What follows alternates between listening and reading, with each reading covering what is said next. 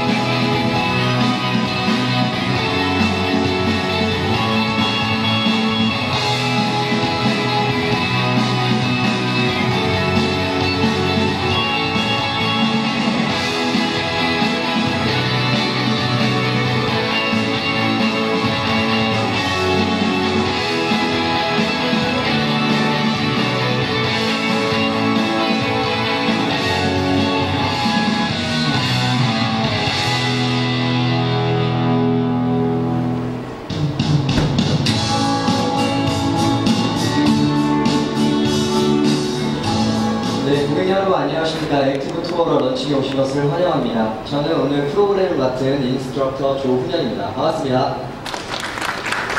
네, 감사합니다. 이렇게 주말에 소중한 시간 내셔가지고 저희 드라이빙 센터를 방문해 주셔서 다시 한번 감사를 드리겠고요. 오늘 액티브 투어러를 경험을 해보실 텐데요. 경험을 하시기 전에 오늘 준비된 프로그램을 간단히 좀 소개를 드릴 거고요. 오늘 이제 드라이빙을 하셔야 되기 때문에 드라이빙에 대한 기본 정보를 전달해 드리도록 하겠습니다. 오늘 먼저 준비된 프로그램부터 간단히 소개를 드리겠습니다. 저희 드라이빙 센터 오버뷰를 보고 계시는데요. 가장 먼저 저희 이제 온로드 프로그램부터 소개를 드리도록 하겠습니다. 현재 저희가 지금 건물에 위치를 하고 있고요. 앞쪽에 보시면 파란색 부분 보이실 거예요. 화살표 보이시죠? 네, 터미널이라고 불립니다. 저기 지금 차량들이 다 준비가 되어 있고요. 여기서 차량을 인수 받으신 다음에 가장 먼저 멀티플 코스로 이동을 하실 겁니다. 바로 트랙 코스 가서 주행을 하시는 게 아니고요. 멀티플 코스 가셔서 웜업 주행을 하실 거예요. 오늘 이제 액티브 투어러를 다들 처음 경험하시는 거기 때문에 충분히 이 녀석과 친해지는 시간이 필요하시잖아요. 멀티플 코스 가셔서 슬라롬 주행도 하실 거고요. 긴급 제동도 체험을 하실 겁니다.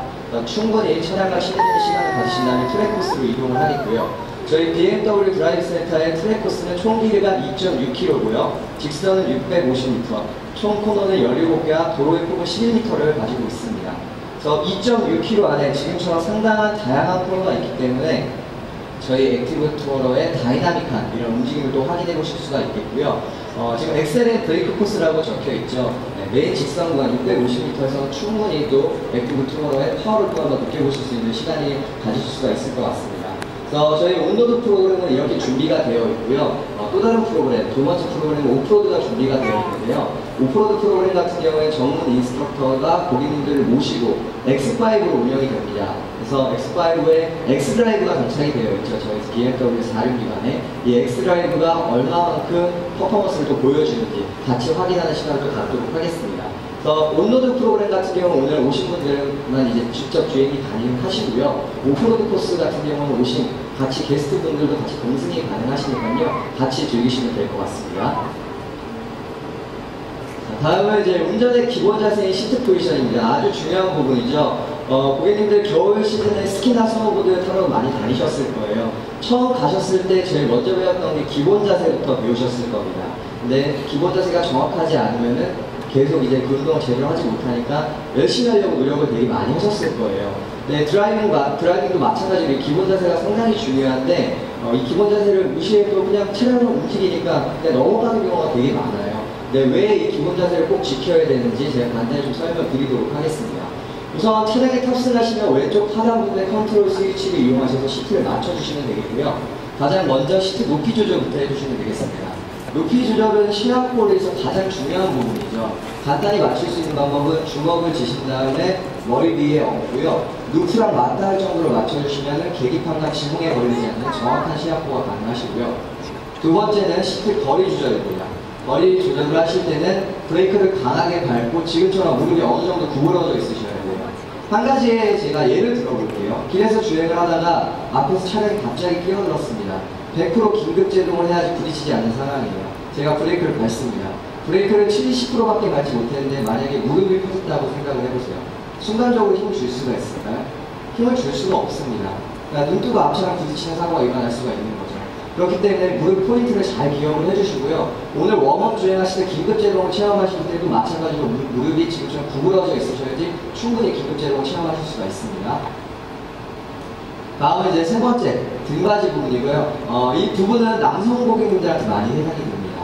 남성 고객님들도 차를 타면 자세가 또 중요하잖아요. 멋지게 이렇게 넓게 앉아서 운전을 하시고 등받이도 많이 누워져 있는 상태에서 드라이빙을 많이 하시더라고요. 네. 근데 오늘 저희 트랙 코스를 주행을 하시면 아까 전에 레이더 보신 것처럼 급격한 코너가 많아요. 이렇게 넓게 앉아서 운전하시다 보면 등 상체분이 고정되지 않아서 제대로 스티어링을 컨트롤하실 수가 없습니다. 그러다 보면 당연히 코스 이탈하거나 사고가 발생을 할 수가 있죠. 그렇기 때문에 항상 등받이는 스티어링을 조작하실 때 등 상체 부분이 밀착이 돼 있으셔야 돼요. 등받이 역할은 고객님들 몸 상체 부분을 지지해주는 역할을 하는 그런 포지션이라고 보시면 되겠습니다. 그리고 네 번째는 스티어링 포지션이고요. 왼쪽에 레버가 준비가 되었습니다. 그래서 푸신 다음에 위아래 앞뒤로 맞추신 다음에 잠가주시면 되겠고요. 3번과 4번이 이제 믹스가 되겠죠. 보시면요. 팔꿈치가 지금 어느 정도 구부러져 있어요. 대부분 넓게 앉아서 운전하시면 출발은 가능합니다. 하지만 스티어링 조작하다 보면 어떻게 되죠? 자연스럽게 팔꿈치가 펴져요. 지금 얼마 돌리지도 못했는데 팔꿈치가 펴졌죠. 더 돌리기 위해서 몸이 따라나가거나 손을 옮겨야 되는 상당히 불편한 포지션이 될 수가 있거든요. 하지만 팔꿈치를 구부리시면요. 손목을 이용하셔서 충분히 많은 스티어링이랑 커버를 또 하실 수가 있습니다. 그리고 팔꿈치가 구부러져 있으면 순간적으로 빠르게 대처를 하실 수가 있어요. 그때는 항상 팔꿈치가 구부러져 있는 포인트 잘 기억을 해주시고요. 그 다음 스티어링 높이 같은 경우는 간단합니다. 엠블렘이 자신의 가슴 입히는 가장 베스트하다고 보시면 되겠습니다. 그래서 지금 팔꿈치와 무릎이 구부러져 있잖아요. 이게 정확하게 드라이빙을 하기 위해서도 구부러져 있는 이유인데 가장 중요한 거는 고객님들의 안전을 위해서 지금처럼 포지션을 맞추셔야 돼요. 아까 전에 말씀드린 것처럼 운전을 하다가 사고가 발생했을 때 운전자들 다들 어떻게 하고 있는지 아시죠? 브레이크 강하게 밟고 있다고. 그 다음에 스티어링 조절을 어떻게 할까요? 돌리시면서 밀고 있어요. 부딪히지 않으려고. 만약에 팔꿈치랑 무릎이 펴진 상태에서 앞차랑 살짝이라도 부딪히면 어떻게 될까요? 아주 끔찍하죠. 근데 지금처럼 정확하게 포지션을 맞추시면은 미러도 구부러져 있습니다. 충격을 받아도 완충작용이 된다는 거죠. 그만큼 고객님들 이제 신체를 지킬 수 있는 안전한 포지션이기 때문에 꼭 맞추셔야 된다는 거 말씀을 드리는 거고요. 다음으로는 이제 헤드레스트 부분을 설명해 드리도록 하겠습니다. 신체 중에 가장 약한 부위인 목을 보여주는 아주 중요한 역할을 해요. 그래서 레이스에 관심 많으신 분들, F1 드라이버들 보면 이렇게 목걸이 같은 거 하고 있잖아요. 한스라는 특수한 장치를 또 합니다. 목이 그만큼 약하기 때문에. 차량의 유일하게 헤드레스트밖에 없죠. 헤드레스트 맞출 수 있는 방법은 눈과 귀의 헤드레스트 중점을 맞춰주시면 정확하게 목을 보여줄 수 있는 포지션이라고 보시면 되겠습니다. 그리고 마지막으로 안전벨트 꼭 착용을 하셔야 돼요. 제일 중요한 부분이죠. 언제 어디서 사고가 일어날지 몰라요. 그렇기 때문에 집 앞에 잠깐 슈퍼하실 때도 꼭 안전벨트를 메고 주행을 하셔야 됩니다. 그리고 오늘 또 안전벨트를 또 다른 역할을 또 한번 느끼실 거예요. 트랙코스 주행하실 때 고객님들 몸을 지탱해주는 역할을 하니까요. 이런 부분도 같이 한번 확인하시면 될 것 같습니다. 자, 계속해서 이제 컨트롤 스위치 설명드리도록 할게요. 차량에 탑승하셔서 시트 포지션 맞춰주시고 시동을 거셔야 되잖아요. 브레이크 밟아주시고 스티어링은 오른쪽 뒤쪽에 스타트 버튼 마련되어 있습니다. 스타트 버튼 눌러주시면 자동으로 시동이 걸리겠고요. 그리고 기어 노브가 저희가 이번에 변경이 됐어요. 기존의 BMW 차량들 안전장치 언락 버튼이 왼쪽에 달려있었습니다. 근데 이번에 나온 액티브 투어러는 앞쪽에 달려있어요. 그래서 다 잡아 당기신 후에 기어를 변속을 해주셔야지 기어가 변속이 됩니다. 그리고 오늘 와이퍼나 라이트는 사용하지 않으니까 넘어가도록 하겠습니다. 자, 다음은 이제 스티어링 포지션이고요. 이 부분도 아주 중요하겠죠. 평소 때 이제 고객님들 보시기 편하게 이렇게 시간으로 저희가 체크를 해놨는데 평소 주행하실 때 어디를 잡고 주행을 하시나요? 제가 이제 뭐 밖에서 봤을 때는 남성 고객님들은 12시에서 1시 한 손으로 드라이빙을 많이 하시죠. 여성 고객님들은 7시, 5시를 많이 잡으시더라고요. 제일 안 좋은 거는요, 한 손으로 드라이빙 하시는 건 제일 좋지 않습니다. 왜냐면 한 손으로 드라이빙을 하면요, 위급한 상황 절대 대처하실 수가 없어요. 항상 두 손으로 드라이빙을 하셔야 되겠고요. 두 손으로 운전을 할 때 최대한 좋은 포지션 제가 설명드리면 저희 BMW에서는 9시와 3시를 권장을 하고 있습니다. 9시, 3시를 권장하는 이유는 9시, 3시를 잡으셨을 때는 손을 옮기지 않고요. 최대한 많은 스티어링 양을 커버를 하실 수가 있어요. 그 다음 9시, 3시에 보시면 수많은 멀티펑션 스위치들이 다 모여 있습니다. 만약에 12시를 잡고 드라이빙을 하시면 오디오 볼륨을 좀 더 올리고 싶네? 자꾸 손을 옮기셔야 돼요. 불편하죠? 하지만 9시, 3시 잡았을 때는 항상 두 손으로 운전을 하면서 모든 걸 컨트롤을 하실 수가 있습니다. 그래서 오늘 주행하실 때도 항상 두 손으로 드라이빙 하시려고 노력을 하시고요. 제가 말씀드린 이런 부분들이 리스크 매니지먼트라고 보시면 돼요. 고객님들 안전하게 드라이빙 할 수 있게 제가 도움을 드리는 거거든요. 그러니까 제가 말하는 이런 부분들을 계속해서 고치려고 노력을 하셔야 됩니다. 자, 오늘 주행하실 때 9시, 3시 잡고 사용할 수 있는 기본적인 스티어링 테크닉 한번 보도록 하겠습니다.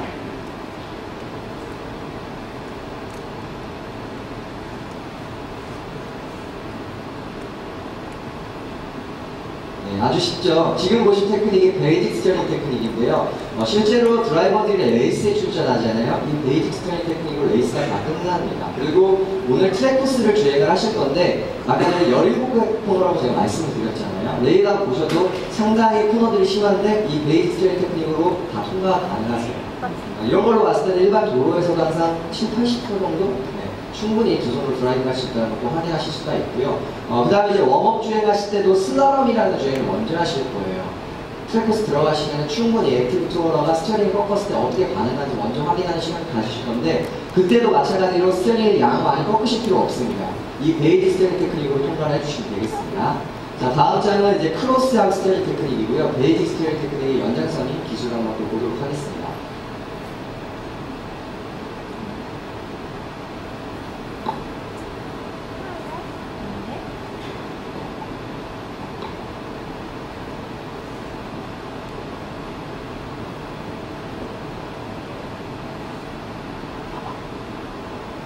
네, 지금 보신 테크닉은 이제 베이직 스티어링 테크닉의 연장선이고요. 고객님들 실제로 주차나 유턴하실 때 사용하고 상당히 용이하겠죠.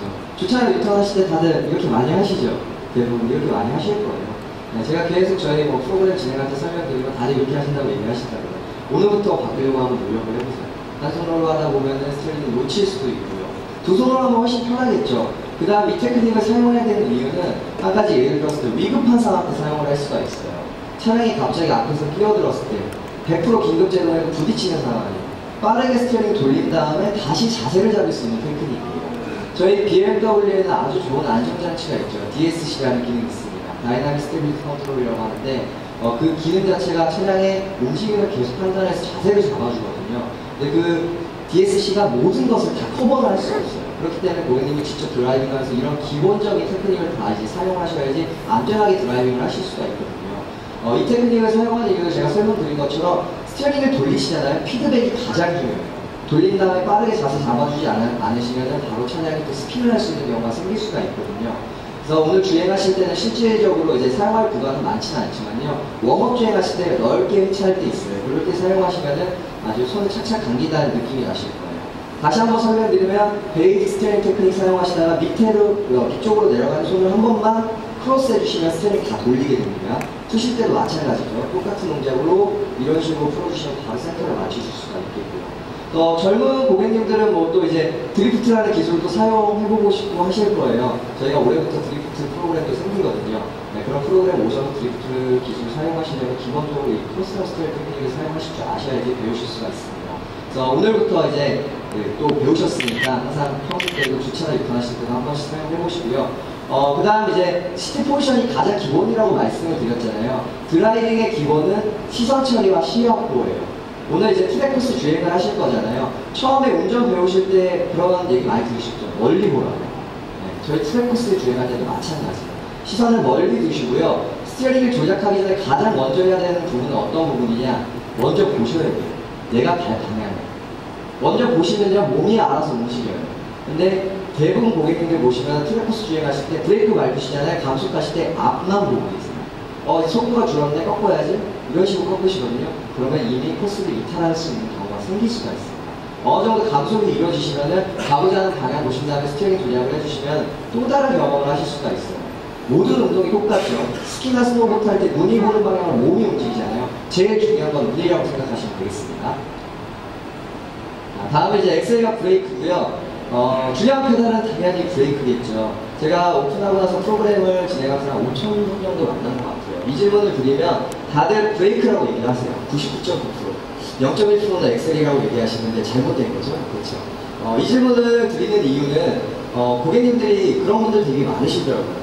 차를 딱 타잖아요. 또 브레이크 페달 분명히 중요하다고 얘기하셨는데 야성의 본능을 많이 일으키세요. 엑셀이 훨씬 중요해지더라고요. 달리려고만 하세요. 차 사고는 아주 간단하죠. 왜 나죠? 멈추지 못해서 사고가 나는 거예요. 멈추지 못하면 달리지 말아야죠. 그렇죠? 그래서 오늘 주행하실 때는 웜업 주행부터 하실 때 최대한 부드럽게 엑셀 컨트롤 해주셔야 돼요. 모든 차를 타시면요, 엑셀 페달부터 강하게 놓는 게 아니고요, 브레이크 페달의 감을 먼저 잡으신 다음에 달리셔야지 안전합니다. 그래서 엑셀 페달 부드럽게 웜업 하실 때 컨트롤 하시면서 액티브 투어러의 가속 능력이 어떤지도 조금씩 확인을 해보시고요. 친해지신 다음에 충분히 저희 트랙코스 직선에서 250m에서 충분히 또 달려보셔도 돼요.